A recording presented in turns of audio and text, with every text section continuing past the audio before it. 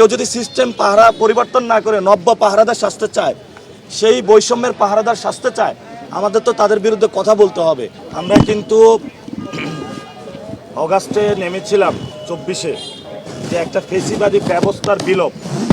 এখন অনেকে বলছে যে ঠিক আছে ওই সিস্টেমটা আমরা রেখে দেই, জাস্ট হলো ব্যক্তি পরিবর্তন হোক, কিন্তু এর মধ্যে তো বাংলাদেশের কোনো পরিবর্তন হবে না। ফলত আমরা এখানে চাচ্ছি যে ব্যবস্থাটার পরিবর্তন, অর্থাৎ আপনি রেলের আজকে এখানে প্রচারণা করেছি, রেলের যিনি প্রধান ওনাকে পরিবর্তন করলে কি রেলের দুর্নীতি বন্ধ হবে? হবে না। পুরো অবকাঠামো খাত সিস্টেমটা চেঞ্জ করতে হবে। এই জন্য হলো আমরা বাংলাদেশে যদি সন্ত্রাসী কার্যক্রম চলে, মানুষ ভয় পাবে, আতঙ্কের মধ্যে থাকে। সন্ত্রাসী কার্যক্রমের কারণে অনেক রাষ্ট্র ধ্বংস হয়ে গিয়েছে। এই জন্য আমরা যদি এটা বন্ধ করতে পারি তাহলে ব্যবসা প্রতিষ্ঠান সবাই নির্ভয়ে হলে বিজনেস করবে। চাঁদাবাজি যদি বন্ধ করতে পারি, ব্যবসায়ীরা নির্ভয়ে বিজনেস করবে, বাংলাদেশের উন্নয়ন হবে। দখলদারিত্ব বন্ধ করলে মানুষ নির্ভয়ে জীবন চলাচলের অধিকার থাকবে। মতিঝিলে এসেছে, মানুষের সাথে কথা বলেছি, গ্যাসের লাইন আছে, গ্যাস নাই, পানির লাইন আছে, পানি নাই, খেলার ফিল্ড নাই। তাহলে সরকার কি পরিবর্তন হয়ে গেলে এগুলো কি হয়ে যাবে? হবে না। অর্থাৎ পুরো অবকাঠামো থেকে শুরু করে সবকিছু উন্নয়নের জন্য আমাদের এই যে ব্যুরোক্রেসি রয়েছে।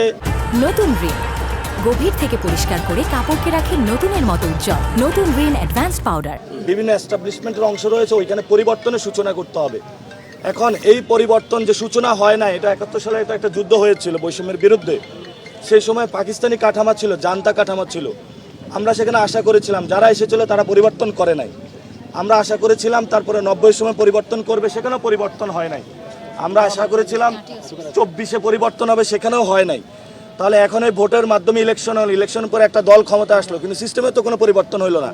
আমরা এই সিস্টেমের বিরোধী। ওই সময় জান্তা সরকার হলো এই অবৈধ সিস্টেমের পাহারাদার ছিল, তারপরে মুজিব পাহারাদার ছিল, তারপরে শেখ হাসিনা ছিল, তারপরে এরশাদ ছিল, এবং এরপরে শেখ হাসিনা দীর্ঘ সময় এই অবৈধ ব্যবস্থাপনা যেটা ছিল সেটার পাহারা দিচ্ছিল।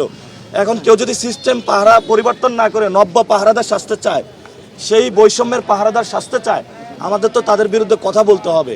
এখন তো যদি তাদের গাত্রদাহ হয়, তারা আমাদেরকে মারতে আসে, আমরা সেখানে কি করার? তাহলে মারলে মেরে ফেলেন আমাদেরকে।